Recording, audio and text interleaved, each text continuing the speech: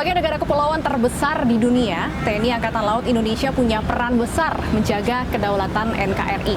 Tapi tidak berhenti sampai di situ. Peran TNI Angkatan Laut juga dalam diplomasi Angkatan Laut, salah satunya adalah dengan mengirimkan personilnya untuk misi perdamaian di Libanon. Untuk membahas selengkapnya mengenai diplomasi Angkatan Laut serta kekuatan alutsista dan ancaman di perairan Indonesia, kami akan berbincang langsung dengan Wakil Kepala Staf TNI Angkatan Laut Laksamana Madya Ahmadi Heri Purwono. Saya Stephanie Patricia, inilah One on One selengkapnya.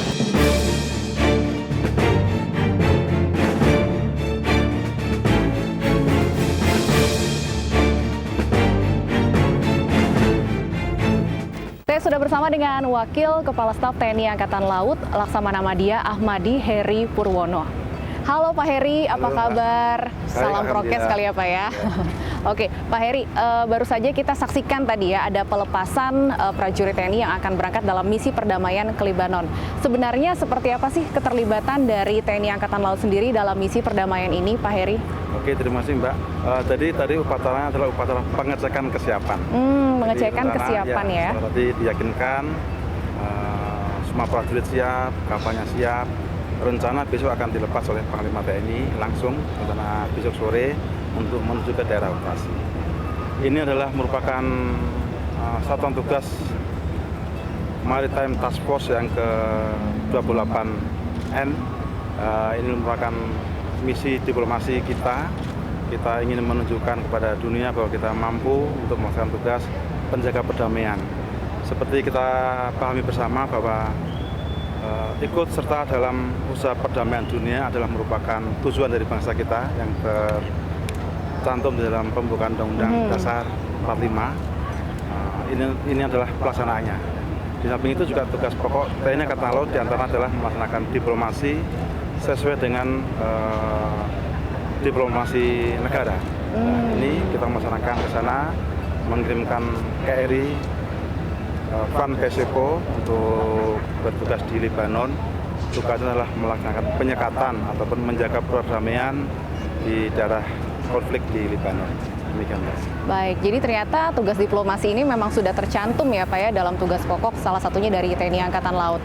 Tapi sebelum masuk lebih jauh Pak terkait dengan diplomasi Angkatan Laut, masih terkait dengan misi perdamaian ini, tadi saya sempat melihat juga Pak Heri memberikan arahan ya kepada prajurit yang akan berangkat nih Pak. Arahan apa sih Pak tadi yang disampaikan?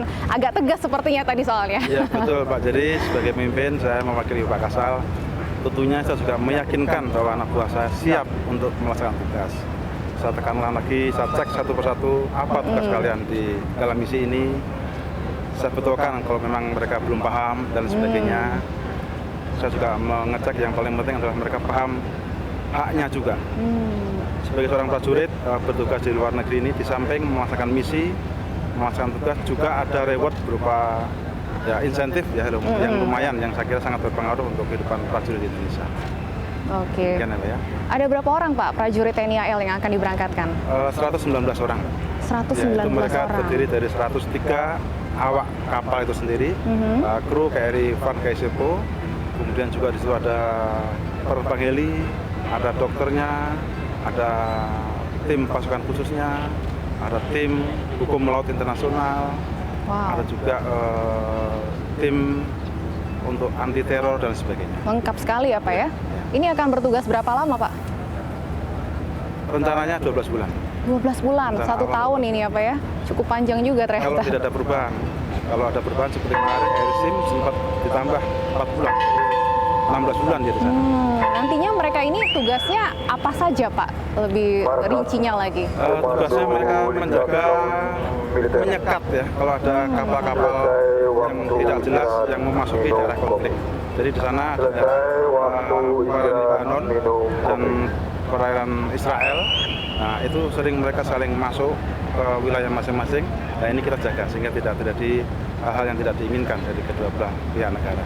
Dan seperti yang disampaikan tadi, ini bukan pertama kalinya ya Pak ya? Sudah ke 20 berapa tadi Pak? 28 ya Pak ya? Sebenarnya bisa dijelaskan sedikit Pak, apakah ini memang bagian dari diplomasi Angkatan Laut Indonesia? Ya betul Mbak, jadi diplomasi bagi Angkatan Laut adalah merupakan tugas pokok yang dicantumkan di dalam Undang-Undang Nomor 34 Pasal 9. Ini merupakan tugas yang mungkin berbeda dengan TNI yang lain. Dan karena kami ini senantiasa terlibat di dalam hubungan internasional, kami bertugas di laut, kami sering berpapasan dengan kapal-kapal yang melewati perairan kita ataupun perairan internasional, sehingga membangun trust, membangun saling kepercayaan, termasuk juga menunjukkan bahwa kita mampu melaksanakan tugas adalah penting bagi kita. Apa sebenarnya Pak, mengapa kemudian diplomasi Angkatan Laut ini penting untuk kita miliki dan terus kita bangun? Ya. Yang pertama adalah kita ini merupakan bagian dari komunitas internasional, Mbak ya. Jadi saya sampaikan tadi bahwa kita senantiasa berhubungan langsung. Yang terutama kita pahami adalah negara kita ini negara kepulauan. Bahkan kemarin Pak Jokowi pada saat G20 menyampaikan, beliau mengingatkan kembali bahwa negara kita adalah negara kepulauan atau negara maritim terbesar di dunia. Ini harus kita jaga selamanya. Di antara menjaga itu ada beberapa hal yang kita lakukan, Pak. Yang pertama, kita menyiapkan diri. Ya. Setiap hari ada sekitar 50 kapal kita di laut melaksanakan operasi. Yang kedua, tentunya kita membangun bargaining power dengan membangun kekuatan pastinya. Kita mengembangkan kekuatan alutsista kita. Kita juga meningkatkan kemampuan tempurnya, pengawak alutsista atau profesionalismenya, dan yang kemudian adalah membangun diplomasi yang baik, membangun trust building dengan negara-negara tetangga. Jadi sangat penting bagi kita sebagai negara kepulauan yang letak kita dipisahkan oleh lautan dengan beberapa negara untuk membuat kita saling percaya kepada mereka.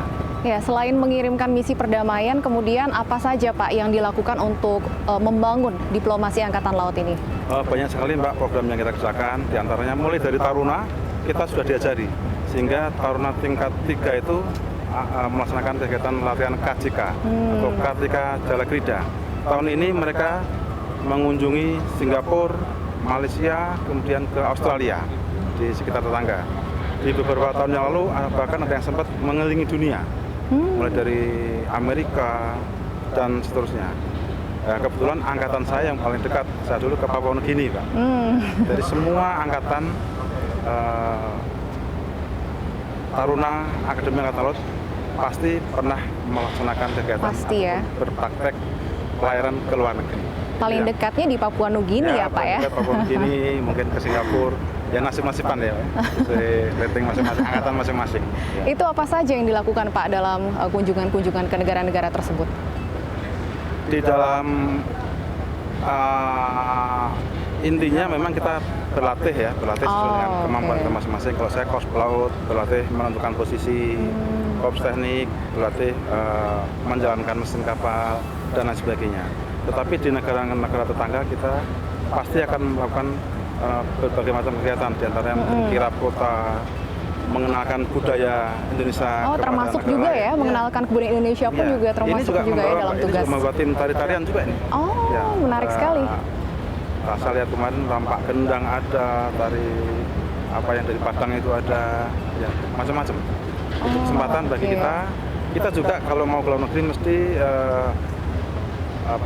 bersinergi juga dengan Kementerian Pariwisata, membawa buku-buku tentang Indonesia dan sebagainya. Kita juga itu promosi budaya Indonesia, sehingga mudah-mudahan juga para turis tertarik datang ke Indonesia. Luar biasa sekali ya, bukan hanya diplomasi Angkatan Laut yang ternyata, tapi juga pariwisata Indonesia pun juga ikut dipromosikan dalam Angkatan Laut ini ya Pak ya.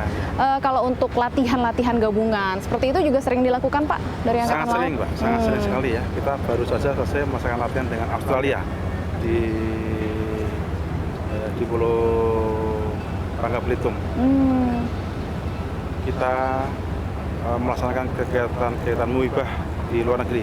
Ini kapal saya KRI Diponegoro masih di Jepang, melaksanakan International Fleet Review di Jepang.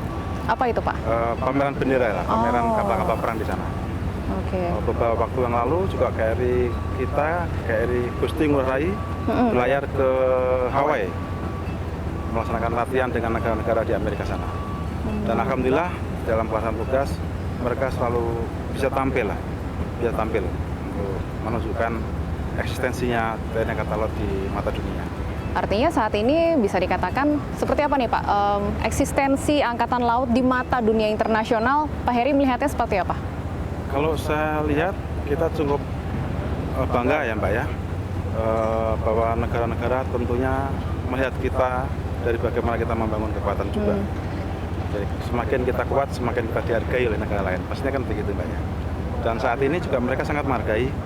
Kira-kira 3 bulan yang lalu ada forum diskusi atau forum pertemuan kasal-kasal Kepala Staf Angkatan Laut se-ASEAN, dan semuanya hadir di Bali, dipimpin oleh Kepala Staf kita, Kepala Laksamana TNI Yudo Margono. Artinya respon itu menunjukkan bahwa mereka sangat menghargai kita. Baik. Dan Pak Heri, misi perdamaian ke Lebanon ini nantinya akan menggunakan KRI Franz Kaisiepo yang ada di belakang kita ini ya Pak ya. Boleh kita lihat-lihat Pak, seperti apa sih KRI yang nantinya akan membawa para prajurit kita yang sangat membanggakan ini ya Pak ya? Boleh kita lihat-lihat sekarang.